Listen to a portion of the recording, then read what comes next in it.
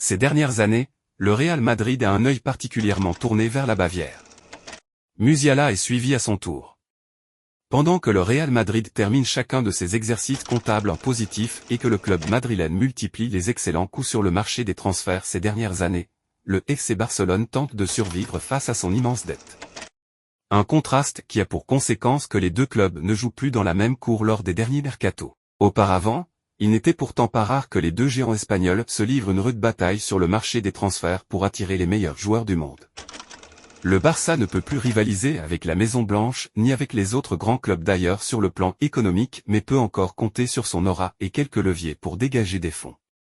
Mesdames et messieurs, bienvenue sur Madridiste Incidé Actu pour toutes les actualités possibles. Musiala, la prochaine bataille. À en croire Fabrizio Romano, il se trouve que les deux Espagnols montrent un intérêt pour un joueur commun récemment, Jamal Musiala. La pépite du Bayern Munich est sous contrat jusqu'en 2026 avec son club et n'a pas encore prolongé, ce qui donne quelques sueurs froides aux Allemands. Le Bayern le sait, Musiala est un immense talent et il lui a été offert une première offre de prolongation de son contrat. Une offre qui, pour l'heure, n'a pas été acceptée par le joueur de 21 ans. La situation n'est pas encore alarmante mais en Bavière, on sait aussi que les prétendants ne manquent pas et qu'au plus tôt il sera verrouillé, mieux ce sera. Parmi les intéressés, Fabrizio Romano parle de 3 entités dont le Real Madrid et le FC Barcelone. Le club madrilène est très attentif à la situation et ne laissera pas passer une telle opportunité si elle se présentait. En 2025, il ne lui restera qu'une seule année de contrat, alors il y aura une ouverture s'il ne prolonge pas. Le club madrilène a par ailleurs démontré ces dernières années qu'il gérait très bien ce type de dossier, et il est bien possible qu'Alphonso Davies signe à Madrid en tant que joueur libre l'été prochain. Mais attention, le Real n'est pas seul, le Barça mais aussi Manchester City est sur le dossier. Des citizens qui pourraient voir en Musiala la relève idéale de De Bruyne. Maître à jouer du Bayern Munich et visager prévu du club bavarois pour les prochaines années, Jamal Musiala arrive à 2 ans de la fin de son contrat. Si l'inquiétude n'est pas encore là, le club allemand ne doit pas traîner pour autant. Devenu incontournable avec l'Allemagne, 35 capes, 6 buts, et le Bayern Munich a seulement 21 ans, Jamal Musiala a déjà confirmé qu'il faisait partie de la cour des grands joueurs.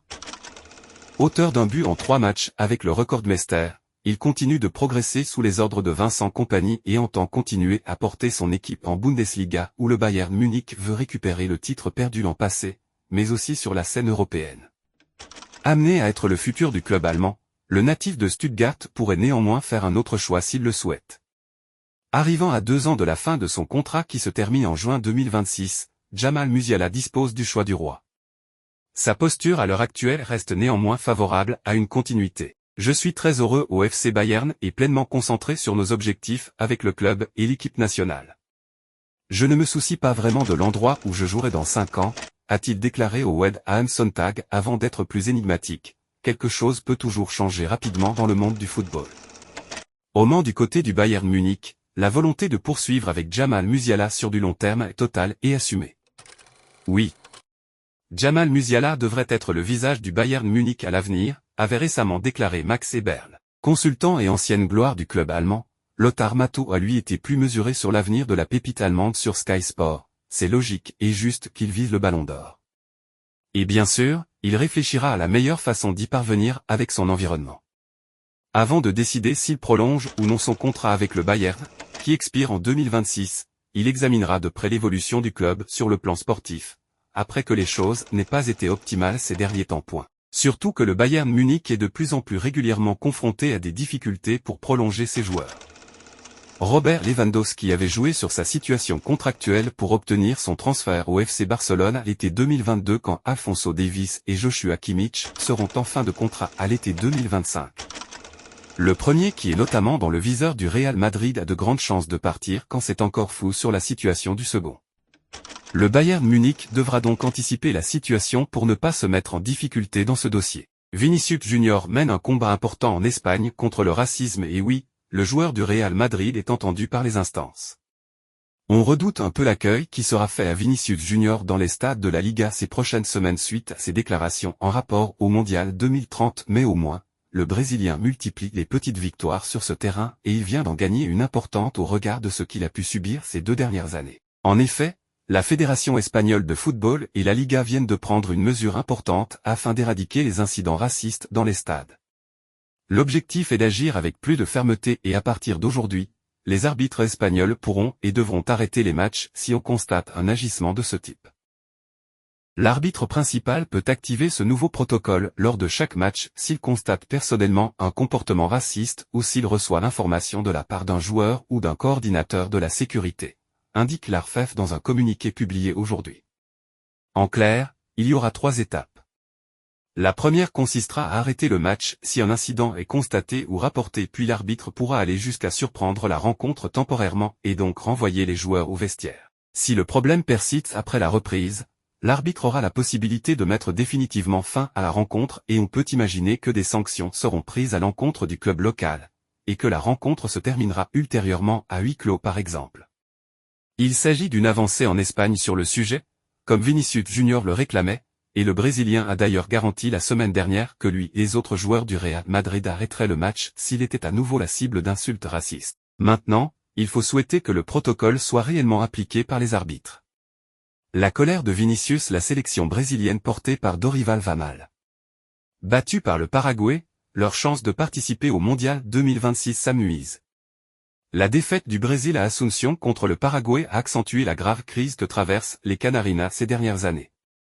L'équipe du sélectionneur Dorival Junior semble incapable de remonter la pente et s'est inclinée pas moins de 4 fois lors des 5 dernières journées des éliminatoires sud-américaines.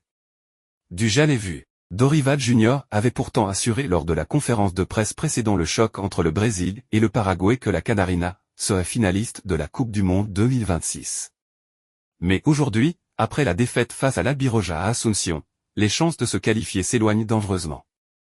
Le piètre jeu de la Seleção et les éliminations prématurées lors de la dernière Copa América comme lors de la Coupe du Monde au Qatar ont mis en alerte un pays qui n'aspire qu'à une chose, le retour de Neymar, blessé. Vinicius et Rodrigo, les joueurs appelés à prendre le relais de l'ancien du Barça, peinent à égaler le niveau qu'ils montrent chaque week-end sous le maillot du Real Madrid. Vinicius a lui-même fait face à la presse après la défaite au Paraguay, ne pouvant qu'admettre la mauvaise passe que traverse le Brésil, et se montrant très critique à l'égard de la performance de son équipe. Nous savons dans quelle situation nous nous trouvons et nous voulons sortir le Brésil de cette situation à tout prix, a déclaré Vinicius. Maintenant, il est temps de rentrer à la maison et de réfléchir à ce que nous pouvons faire pour recommencer à bien jouer et à gagner des matchs plus facilement. C'est inacceptable de venir ici, perdre ses points et jouer comme nous l'avons fait. C'est un moment compliqué, a déclaré le numéro 7 de Canarina.